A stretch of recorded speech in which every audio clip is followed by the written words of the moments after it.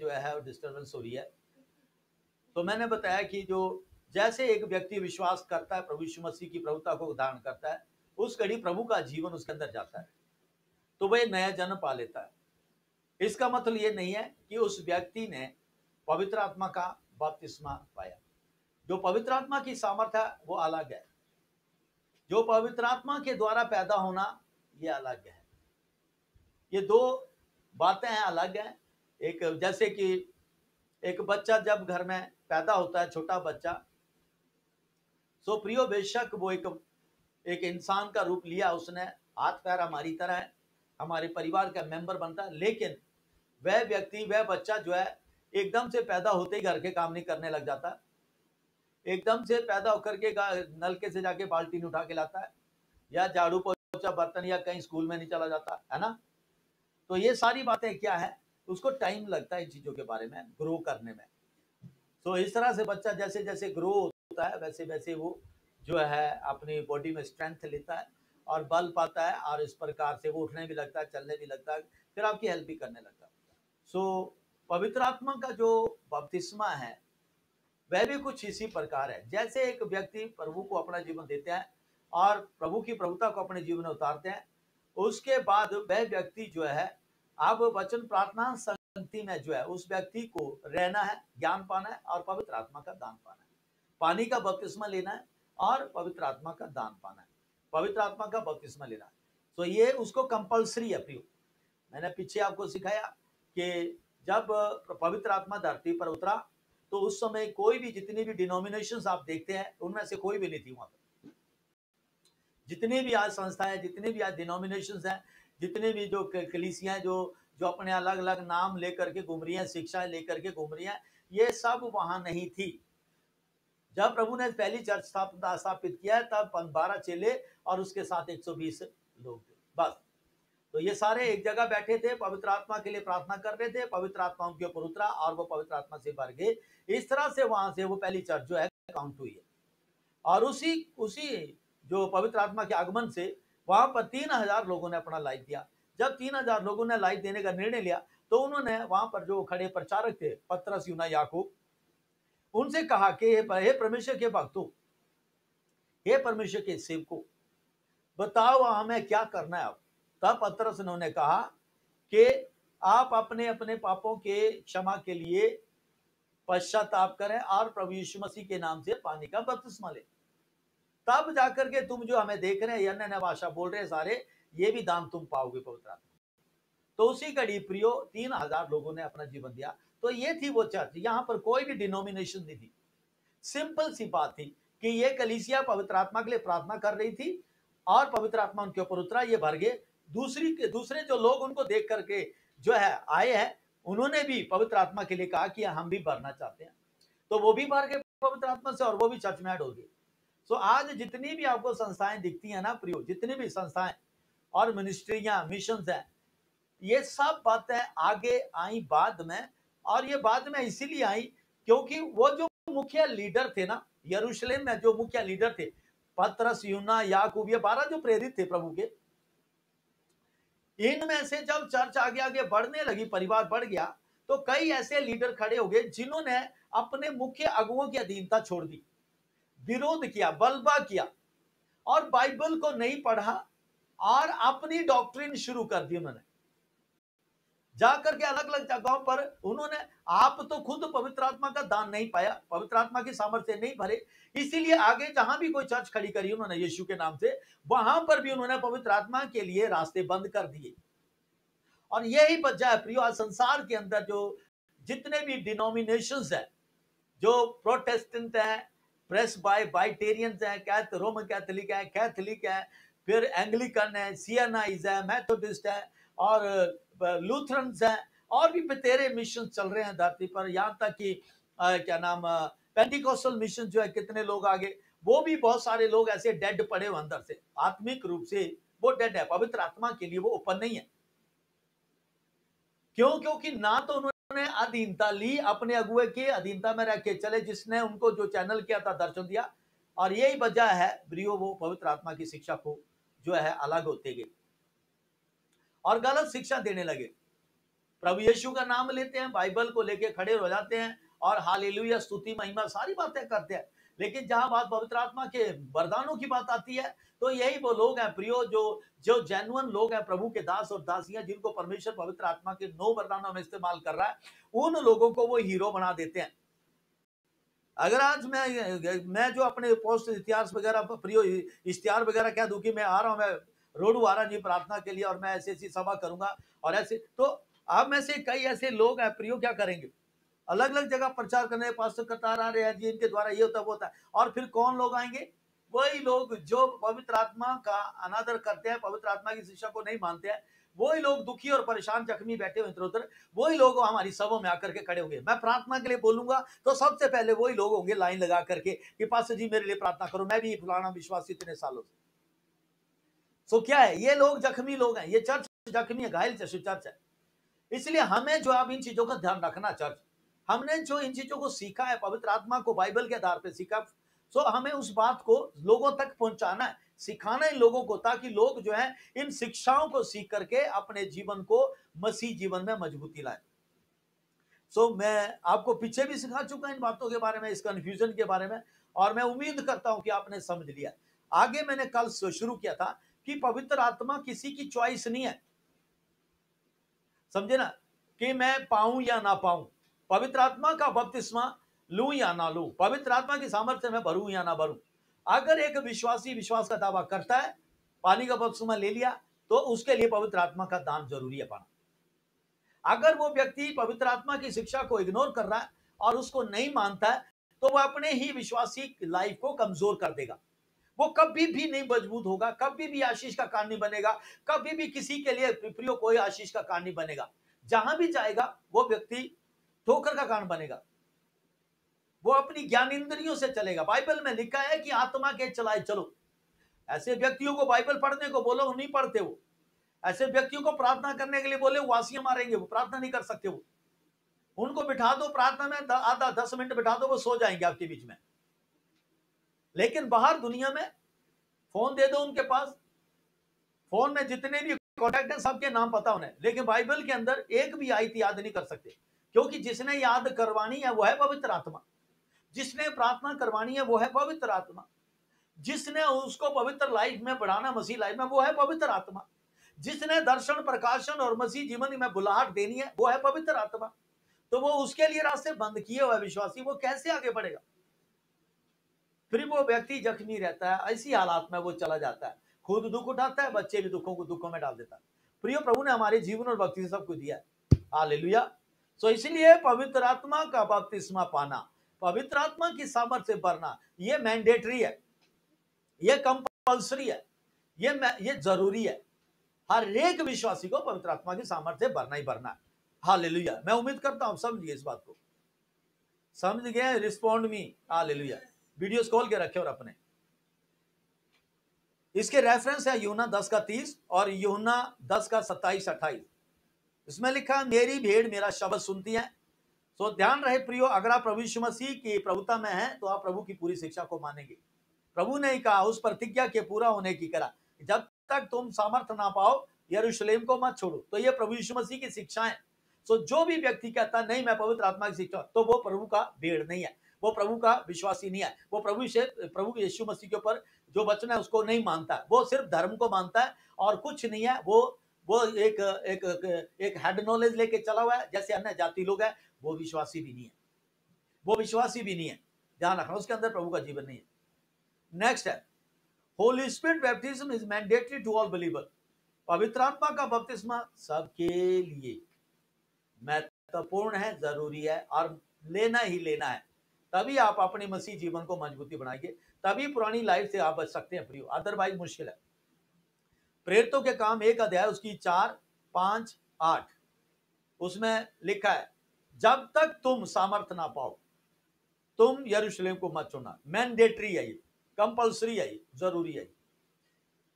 लूका 24:49 mandatory वहां भी लिखा है, कंपल्सरी है वहां पर। हर एक विश्वासी को पवित्र आत्मा की सामर्थ्य से भर रहा है। आमोस की किताब 3:7 जो पवित्र आत्मा है वो परमेश्वर की आवाज है। आमोस 3:7, पवित्र आत्मा जो है परमेश्वर की आवाज है, वह भविष्यवाणी का आत्मा है। तो वो आपके साथ साथ रहना चाहता है और आपको जो है मजबूत करना चाहता है, आपके द्वारा अद्भुत काम करवाना चाहता है। तो अगर आप उसे ले ही नहीं रहे तो कैसे करेगा आपकी लाइफ में काम? दुष्ट आत्मा आपके साथ होंगे ऐसे लोगों के साथ, प्रभु का आत्मा नहीं होता फिर ऐसे लोगों के साथ। इसलिए पवित्र आत्मा का दान पाना बहुत जरूरी है। नेक्स्ट पॉइंट मेरा, जो भविष्यवाणी है, जो भविष्यवाणियां करता है, ये भविष्यवाणी का आत्मा है। पवित्र आत्मा भविष्यवाणी का आत्मा। प्रकाशित वाक्य में पढ़ा ना हमने, यीशु का आत्मा गवाही का आत्मा है, यीशु का आत्मा भविष्यवाणी का आत्मा है। सो इसके जो है भविष्यवाणी के भी प्रियो 3 ऑफिस हैं, 3 लेवल हैं, जिसमें पवित्र आत्मा जो है हर एक विश्वासी को इस्तेमाल करना चाहता है। जो भविष्यवाणी के बारे में जो बात करते हैं हम, तो उसके भी 3 लेवल है। हालेलुया। पहला है एवरी क्रिश्चियन कैन प्रोफेसी। हर एक विश्वासी जो है प्रियो वो भविष्यवाणी कर सकता है। पहला लेवल है जो हम जनरल जो बातें करते हैं, अंगीकार करना, परमेश्वर के वचन को बोलना, अपनी स्थिति के बारे, अपनी परिस्थितियों के खिलाफ जब हम परमेश्वर के वचन को बोलते हैं उसे भविष्यवाणी कहते हैं। यह पहला बेसिक लेवल है, समझे ना। जब हमारे बीच में मान लीजिए कोई प्रॉब्लम आ जाती है, कोई बीमार है, तो हम क्या करते हैं, बाइबल में से वचन निकालते हैं और बाइबल में लिखा है कि सिय्योन में बसने वाले ये नहीं कहेंगे कि तुम में कोई रोगी होगा, या हम प्रभु यीशु मसीह के कोड़े खाने से हम चंगे हो चुके हैं। तो ये क्या वचन है परमेश्वर का। हम इस वचन को लेते हैं और प्रार्थना करते हैं पहले, और प्रभु का धन्यवाद करते हैं, माफी मांगते हैं, फिर परमेश्वर के नाम से उस वचन को बोलने लग जाते हैं। वो क्या है, ये बेसिक लेवल है भविष्यवाणी करने का। अगर आप भविष्यवाणी करना चाहते हैं और आप चाहते हैं कि आपके मुंह से हर बात जो निकले वो पूरी हो जाए, तो फर्स्ट लेवल यही है कि परमेश्वर के वचनों को ज्यादा से ज्यादा अंगीकार कीजिए। ज्यादा से ज्यादा जब आप प्रार्थना करते हैं तो प्रार्थनाओं में भी बुद्धि से जब प्रार्थना करते हैं तो प्रार्थनाओं में परमेश्वर के वचनों को, अपनी जरूरतों को नहीं अंगीकार करो, परमेश्वर के वचनों को। भजन 23 में लिखा है, मैं प्रभु धन्यवाद करता हूं। अगर आपने अपनी लिस्ट रखी है सामने, आप ऐसे शुरू करें, प्रभु मैं धन्यवाद करता हूं कि आपने, आपके वचन में लिखा है कि परमेश्वर हमारी सारी जरूरतों को अपने उत्तम भंडार से पूरी करता है, मेरे मांगने से पहले तू देता। मैं धन्यवाद करता हूं मेरे पिता परमेश्वर, आपने मुझे दिया, लिखा है कि मैं तेरी जरूरत पैदा होगी उससे पहले मैं तुझे जो हल दूंगा। और ये व्यवस्था विवरण में लिखा है कि मैं तेरे मांगने से पहले तेरे लिए उपाय करूंगा, मैं तुझ पर समय से मैं बरसाता रहूंगा। तो ये क्या बात है, ये जो परमेश्वर के वचन है, मैं इन वचनों को लेके भविष्यवाणियां कर रहा, इन वचनों को लेकर अपनी स्थिति की परिस्थिति के खिलाफ बोल रहा। अगर कोई बीमार है तो मैं बोलता प्रभु मैं धन्यवाद करता हूं कि आपके कोड़े खाने से हम चंगे हैं, इसलिए मेरे प्रभु मैं इस बीमारी के खिलाफ बोलता। बीमारी एक श्राप है और इस श्राप के लिए प्रभु आपने अपनी देह तोड़ाई है। लिखा यीशु मसीह ने हमें व्यवस्था के श्राप से आजाद किया।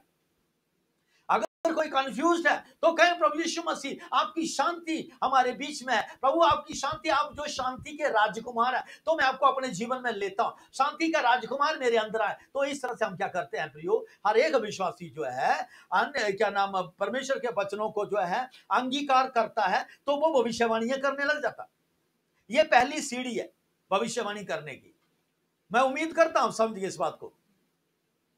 हेलो, रिस्पॉन्ड मी, वीडियो खोल के रखें अगर आप समझ गए, रिस्पॉन्ड मी, आमेन। सो आप भविष्यवाणी कर सकते हैं, हर एक विश्वासी भविष्यवाणी कर सकता है।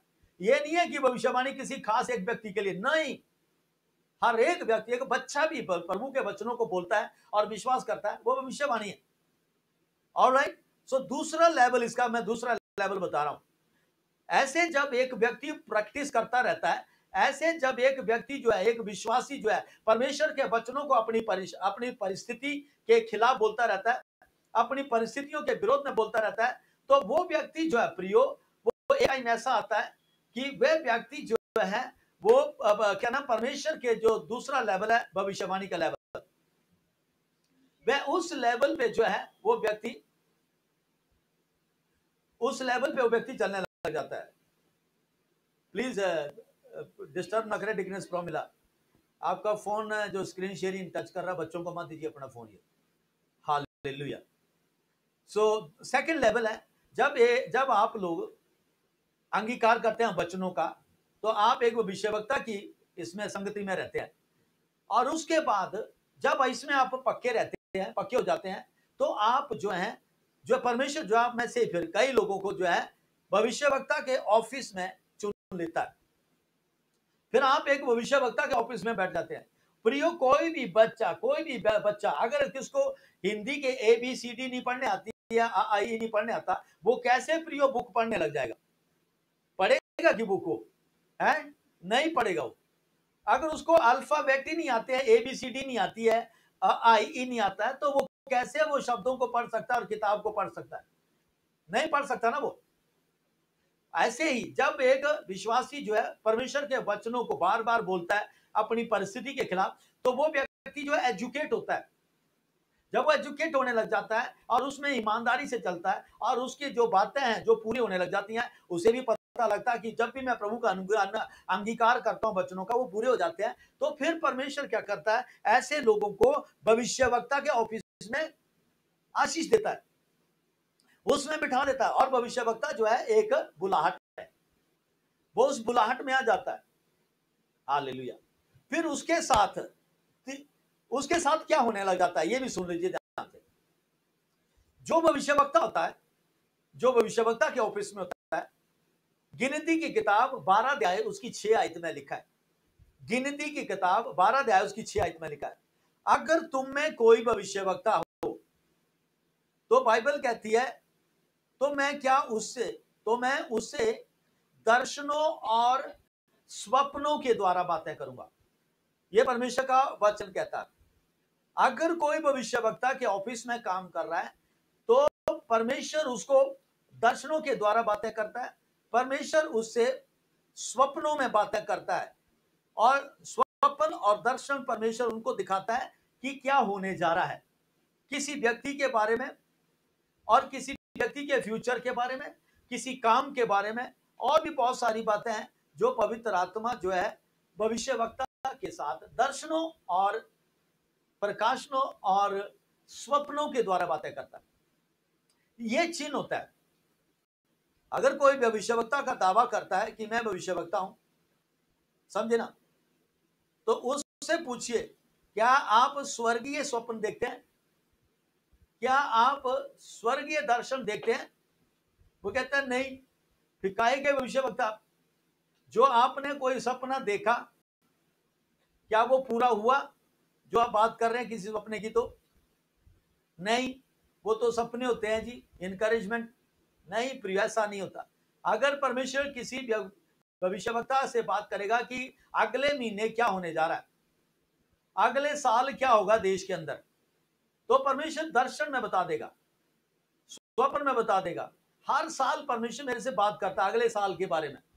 हर साल प्रियो मैं प्रार्थना करता हूं, और मैं अभी से प्रार्थना करने लग गया हूं मैं कि अगले साल क्या होगा, अगले साल परमेश्वर की मर्जी क्या है हमारे बारे में, हमारे परिवार CFT फैमिली के बारे में, और इस सेवकाई के बारे में, और CFT चर्च की लीडरशिप के बारे में, और CFT चर्च का कैसे आगे बढ़ाना उसके बारे में, और हमारे समाज और देश के बारे में क्या होगा उसके बारे में अभी से ही प्रार्थना कर रहा हूं कि परमेश्वर मुझे इन बातों को बताए। हालांकि मेरे आत्मिक पिता अपोस्टल टीबी विलियम अक्टूबर महीने से जो है अपने आप को डेडिकेट किया, उन्होंने अक्टूबर महीने से वो अगले साल के लिए सुनते हैं, और परमेश्वर उनको एक के बाद बताते हैं। जो कैलेंडर आपके पास आता है प्रियो, वो कैलेंडर के अंदर एक एक एक्टिविटी जो है वो सुनी हुई है, जो हर महीने का जो वचन है। ये महीना हमारा कटनी का महीना है, ये परमेश्वर ने बताया उन्हें कि इस महीने आप कटनी का महीना होगा, और इस महीने आप ये वचन होगा, और इस महीने आप ऐसे प्रार्थना करेंगे। आपने देखा ना, आज 8 महीने हो गए, हर महीने का हमारा थीम होता है। अगला महीना हमारा सितंबर महीना अनुग्रह का महीना है हमारे कैलेंडर के अंदर। सो देखना, अगले महीने जो है हम सिर्फ अनुग्रह के ऊपर ही प्रार्थना करेंगे, परमेश्वर के अनुग्रह के बारे में बातें करेंगे, परमेश्वर के अनुग्रह को कैसे उतारना, कैसे लेना, कैसे यूज करना, कैसे बने रहना, इसके बारे में बातें करेंगे। ये दर्शन मेरे आत्मिक पिता देख रहे हैं, मेरे पीछे बैठे हुए हैं। हालेलुया। इनको परमेश्वर उनको हर महीने के बारे में बताते हैं, क्या होने वाला है सारा इनको परमेश्वर बताते हैं, और वो भविष्यवाणियां सारी प्रिंट हो जाती हैं। पहले जो कैलेंडर आपके पास दिया हुआ, मैंने भेजा हुआ इलेक्ट्रॉनिक कैलेंडर, उसके अंदर आप देखें, उसके अंदर वचन लिखा और भविष्यवाणी भी लिखी है, हर महीने का वचन भी, हर चीज वहां पर लिखी हुई है। हालेलुया। सो अगर आप में कोई भविष्यवक्ता है, तो परमेश्वर का वचन कहता है मैं उससे दर्शनों और मैं उससे प्रकाशनों के द्वारा और स्वप्नों के द्वारा बात करता। सो परमेश्वर भविष्यवक्ताओं से जब भी बात करनी है स्वप्न दिखा देगा, या जब भी बात करनी है दर्शन दिखा देगा। प्रियो, जब भी मैं परमेश्वर से पूछता हूं ना, ध्यान से सुनना, जब भी मैं परमेश्वर से किसी व्यक्ति के बारे में या किसी इशू के बारे में पूछता हूं कि प्रभु, प्रार्थना के दौरान, कि प्रभु मुझे बता उस व्यक्ति के बारे में कि वो व्यक्ति की प्रॉब्लम क्यों है, वो व्यक्ति क्यों नहीं जो है आपकी बातों को ले रहा है, मान रहा है, उसके घर में ऐसा क्यों इशू है। तो परमेश्वर मुझे उसी घड़ी स्वप्न नहीं दर्शन दिखा देता। मुझे खुली आंखों से बात कर रहा हूं, मैं इस प्रार्थना में बैठा होता हूं, परमेश्वर मुझे बता देता है कि ये व्यक्ति जो है इस प्रॉब्लम से इसलिए सफर कर रहा है क्योंकि इस व्यक्ति ने इतने समय पहले यहां पर यह गलती की थी और उस गलती की वजह से उसके साथ ये बात वहां से शुरू हुई है, जो अभी तक उसे याद तो है कि मेरे तब से प्रॉब्लम है, लेकिन वो भूल चुका है क्योंकि अब और प्रॉब्लम आ गई है। एक दुष्ट आत्मा जब एक व्यक्ति के अंदर आती है, उसके साथ प्रियो 7 और बुरी दुष्ट आत्मा आती है। तो आप अंदाजा लगा सकते हैं, अगर एक के साथ 7 आ रही हैं तो उन 7 और के साथ भी 7 आएंगी ना, 7 के साथ 7 भी आएंगी। तो इस तरह से जो 7 के साथ आई है उनके साथ 7 और आएंगी, तो प्रियो वो तो अड्डा बन जाएगा। तभी तो ये लिखा वहां पर गदरेनियों का एक पागल व्यक्ति था, उसके अंदर 6000 दुष्ट आत्मा निकाली प्रभु यीशु मसीह ने, 6000 दुष्ट आत्मा। सो ये ध्यान रखना प्रियो इन बातों के बारे में। सो मैं बता रहा कि एक भविष्यवक्ता को परमेश्वर दर्शन के द्वारा और स्वप्नों के द्वारा, रात को जब सोता है तब भी परमेश्वर बता देते हैं कि क्या होने वाला, और प्रकाशनों के द्वारा परमेश्वर बता देते हैं। ये दूसरा लेवल है भविष्यवक्ता के बाद, भविष्यवक्ता की जो पहचान का दूसरा लेवल है। ऑलराइट, तो यहां लिखा है अगर तुम में कोई नबी है, भविष्यवक्ता है, तो मैं उससे दर्शनों के द्वारा स्वप्नों के द्वारा बात करता हूं। और तीसरी जो बात है, तीसरा जो इसका लेवल है भविष्यवाणी का, भविष्यवक्ता का तीसरा लेवल क्या है, ध्यान से सुनना। तीसरा लेवल है ऑफिस ऑफ जो प्रॉफिट का जो ऑफिस है उसका है सीयर। तीसरा लेवल है ऑफिस ऑफ द सीयर, जो भविष्यवक्ताओं का भविष्यवक्ता। हालेलुया। ये वो भविष्य, जैसे एक याजक होता है तो एक महायाजक होता है। ऑलराइट, एक याजक है, एक महायाजक है। सो जो भविष्यवक्ता है जिससे दर्शन और स्वप्न और प्रकाशनों से परमेश्वर बात करता है। अब परमेश्वर जो है भविष्यवक्ता के उस ऑफिस में जब एक व्यक्ति चलता है और सेवा करता है, दर्शन प्रकाशन स्वप्नों में वफादारी से चल रहा है, परमेश्वर के साथ अपनी लाइफ को सही रखा है, तो परमेश्वर उसको अब क्या करता है, उसको सीयर के ऑफिस में एडवांस कर देता है। उसको सीयर का ऑफिस हो रहा है, वो है कि परमेश्वर उस अपने नबी को जो प्रभु का दास है धरती के ऊपर, उसको जो है फेस टू फेस बातें करने लग जाता है। एलीशा नबी जो था अपने कमरे में बैठा हुआ, एलीशा नबी, और समाज के अंदर, गांव के अंदर और देश की सीमाओं के अंदर क्या हो रहा है, कौन व्यक्ति देश के खिलाफ आ रहा है, एलीशा नबी को परमेश्वर उसके कमरे में ही बता देते थे कि हराम का राजा इजराइल के ऊपर फलाने रास्ते से अटैक करने जा रहा है। तू इजराइल के राजा को बोल, जाकर के उस रास्ते पे जाके धावा बोल और आराम को जो है वहीं पर खत्म कर। इस तरह से प्रियो एक दो बार नहीं, कई बारी परमेश्वर ने एलीशा नबी के ऊपर जो है देश का भविष्य, समाज का भविष्य, लोगों का भविष्य प्रकट कर दिया। सो ये क्या होते हैं, ये जो सीयर होते हैं, ये जो सीयर होते हैं, ये प्रभु के जो दास होते हैं, ये कमरे में बैठ करके ही परमेश्वर से यही कहेंगे, प्रभु ये फलाना व्यक्ति इस तरह से है, उसकी सारी तस्वीर आपके सामने आ जाएगी। फिर उसके बाद परमेश्वर उनसे दर्शनों के द्वारा बात करता है, स्वप्नों के द्वारा भी बात करता है और प्रकाशनों के द्वारा बात करता है। तीसरा जो इसके अंदर जो काम बनता है, तीसरा जो उसके अंदर कार्य करता है, जब एक व्यक्ति जो है प्रियो प्रॉफिट के ऑफिस से आगे जो है सीयर के ऑफिस में बैठा होता है, तो वो व्यक्ति जो है परमेश्वर का मुंह बन जाता है। मूसा के बारे में लिखा है कि परमेश्वर मूसा से फेस टू फेस, आमने सामने बातें करता था। प्रभु का आवाज बन जाती है। जैसे एलिया के बारे में बात करता हूं, एलिया जो था प्रॉफिट था और वो सीनियर प्रॉफिट था उस टाइम इजराइल में। ये वही प्रॉफिट है जिसने इजरायलियों को जो भटक गए थे पूरा इजराइल देश वापिस जो मूर्ति पूजा से परमेश्वर की पूजा में ले आया वापिस, एक अकेला इजराइल में एलिया। तो अगर ये शेयर नहीं, अगर इसका ऑफिस में इस्तेमाल नहीं होता तो कैसे कर सकता? वहां और भी उसके जूनियर प्रॉफिट थे, वो नहीं कर पाए, लेकिन एलिया ने करके दिखाया। एलिया ने कहा अब से बिना मेरे कहे धरती पर मैं नहीं बरसेगा। आपने पढ़ा होगा पहला राजा उसका 17 अध्याय में, वहां पे एलिया ने 1-2 आयतों में लिखा मेरे बिना कहे धरती पर मैं नहीं बरसेगा। प्रियो, एलिया को परमेश्वर ने नहीं कहा था कि तू ऐसा बोलना। वो एलिया क्या था? परमेश्वर का मुंह बन गया। उसने कहा बिना मेरे कहे धरती पर मैं नहीं बरसेगा। परमेश्वर ने क्या करा? उसकी बातों का आदर किया। जब एक प्रॉफिट के ऑफिस में आगे बढ़ता है और उस लेवल पे चलता है, यानी कि वचन, प्रार्थना, संगति, शिक्षाओं में बने रहता है और दर्शन, प्रकाशन, प्रभुओं के वरदान उसके अंदर कार्य करने लग जाते हैं, तो परमेश्वर प्रियो उन लोगों के साथ वो जो करते हैं कहते हैं वो हो जाता है, वो जो बोलते हैं वो हो जाता है, उनकी बात कोई खाली नहीं जाती है। हालेलुया। एलीशा नबी के बारे में बात करूं, एलीशा नबी ने जब एक जगह पानी के लिए कि जिस पानी नदी बह रही थी उस सोते का पानी कड़वा था, एलीशा ने कहा, जब एलीशा को पता चला कि ये पानी कड़वा है और यहाँ पर गर्भ गिर जाता है, जमीन में कुछ नहीं पैदा होता है और ये पानी बर्बादी का पानी है, जहरीला है, तो एलीशा ने क्या करा? एक कटोरी में थोड़ा सा नमक लिया और नमक ले जाकर के वहां पर डाल दिया परमेश्वर के नाम से, और उसके बाद उसका पानी पिया और पानी का टेस्ट ही बदल गया, और तब से लेके अब तक वो पानी बिल्कुल साफ है। अब वो जीवन देने वाला पानी बन गया। तो ये बात परमेश्वर ने नहीं कही थी एलीशा को, ये बात उसने अपने आप से बोली, ये परमेश्वर का मुंह बन गया। अब मैं पतरस यूना की बात करता हूं। जब पतरस यूना ने उस सुंदर फाटक के बाहर एक लंगड़ा था, जन्म का लंगड़ा 40 साल का, उस व्यक्ति को खड़ा किया था पतरस यूना याकूब के द्वारा जो हुआ था, तो पतरस यूना से उसने भीख मांगी। पतरस ने क्या कहा? सोना चांदी तो मेरे पास है, लेकिन जो है मेरे पास वो मैं तुझे देता हूं।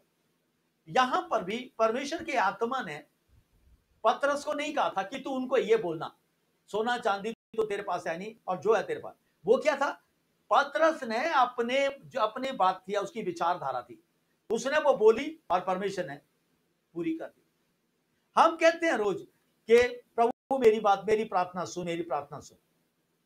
तो अगर आप अपनी प्रार्थना सुनवाना चाहते हैं परमेश्वर से, सो आप अपने विचारों को चेक कीजिए, आपके अंदर किस तरह के, किसके खिलाफ, किसके प्रति कैसे कैसे विचारधारा है।